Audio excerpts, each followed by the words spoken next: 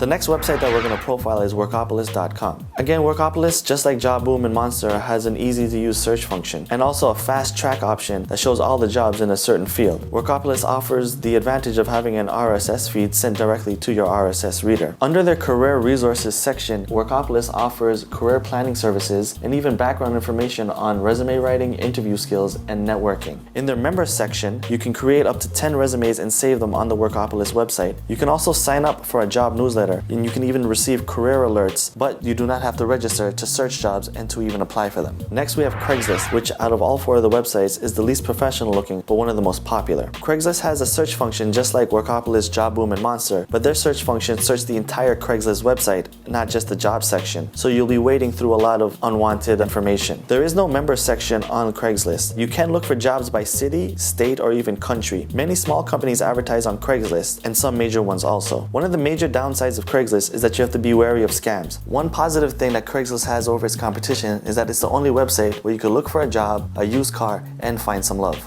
So use the internet to help you in your quest for a job. It provides you with many resources and tools for a comprehensive job search.